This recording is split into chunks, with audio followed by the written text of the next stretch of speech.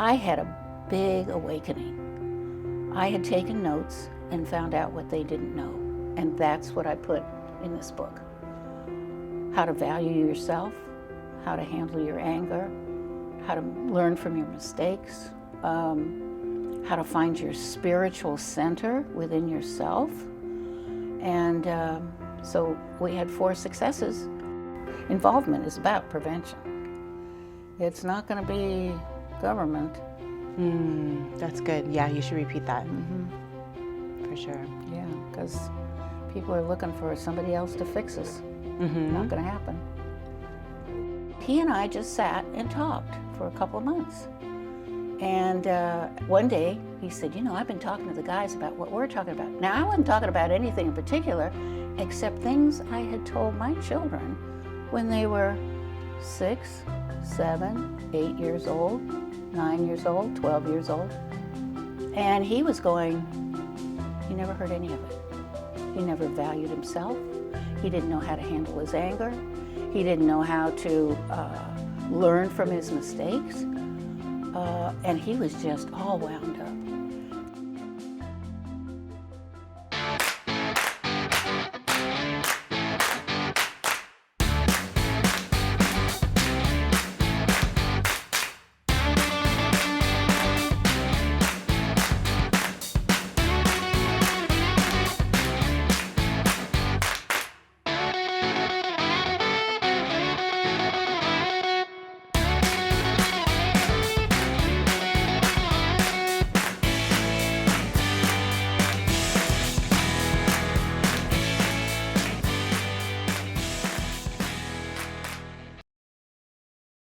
The spiritually centered child is protected and safe because they know how to speak up, they know how to value themselves, they know that they have worth, and they have a self-protective conscience, so that they're kind of like the Teflon man.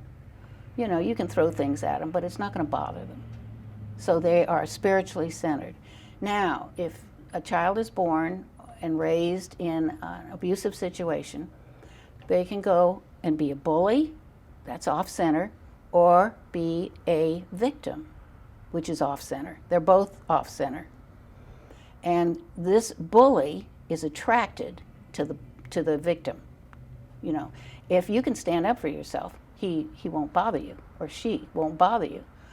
But if you kind of back off and you act fearful and afraid, that's what the bully's looking for, because that's what he sees in his household more often than not. So if he sees that you are backing off, he wants power and control over you because he feels powerless at home. So, and that's not always the case, but it's more often than not. So the goal of every parent should be to get their child to a point where they're spiritually centered within themselves and they feel strong, and that's exactly why I wrote the book, because it's so important to give children those tools. Absolutely. Spiritually centered child. Our children are amazing, all of them. I don't care who they are, even the kids in trouble.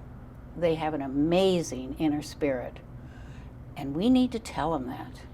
We need to value. I taught in an after-school program, and the kids, they were middle school age, 7th grade, 8th grade, that age group, 11, 12.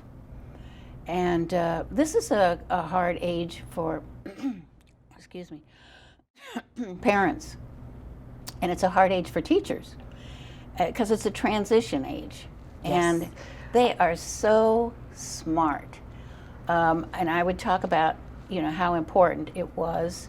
You value yourself. Take charge of your life, because nobody's going to live your life but yours. And one little boy, I told him how incredible he was, and I was telling the whole class, and his eyes got bigger and bigger and bigger. And I said, you look like you have a question, or you wanted to say something. And he said, I don't think I'm that good. And I said, what makes you say that? And he said, my daddy tells me I'm stupid. And I said, oh. And I said, why does he say that? And he said, well, I don't do well in math, and I want to be a mechanic. And he said, if you are so stupid about learning your math, you'll never be a mechanic.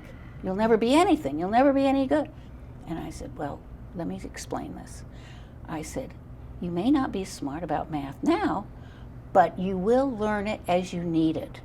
If you really want to be a mechanic, you have an awesome brain.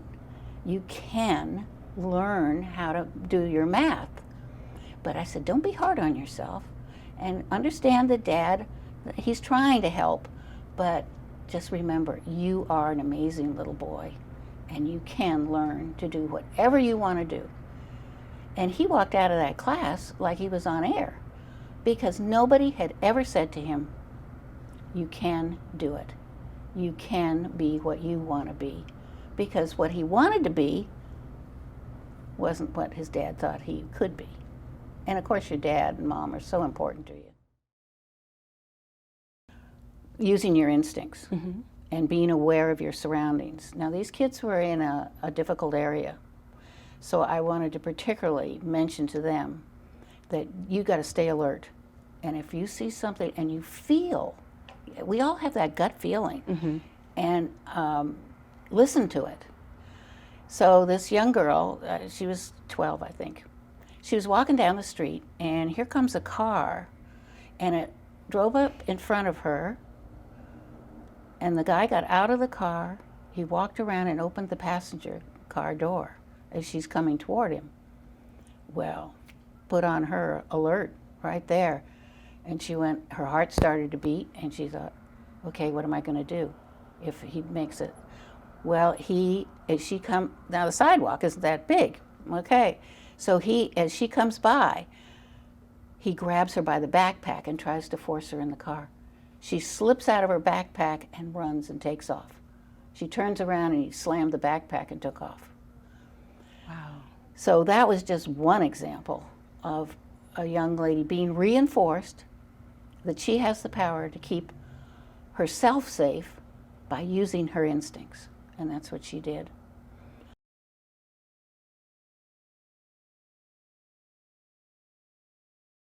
Here are some tips for you. And one of them is the listening chair. And I learned this at a neighborhood meeting. One woman said, her kids, she had 4 kids, can't remember.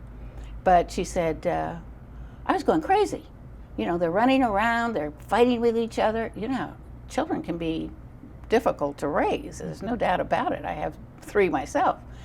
And she said, I finally put a chair in the kitchen. And I said, all right, if anybody has a problem, you sit in the chair and everybody has to stop what they're doing and listen. We're going to listen to you and find if we can find a solution. Well, the kids would sit in the chair and talk about their problems, and then Jamie did this and Janie did that, and the other one would sit in the chair and explain them, and they would get up and shake hands because they addressed their issues. The parents were, if the parent was home, one parent or the other, they would listen and be able to say, oh my gosh, okay, we solved that. Well, if you don't solve problems in the household, they keep butting heads, and then resentments build, and pretty soon you got siblings that don't even talk to each other. That's in the worst scenario. But I thought the listening chair was a fabulous idea because kids got to express themselves, and they also began to solve their own problems. And that's critical. Kids need to solve their own problems. Mothers can't run to school and solve the bully and that sort of thing, but it's up to the parents to actually listen to their children and believe them. And so that's one of the ideas is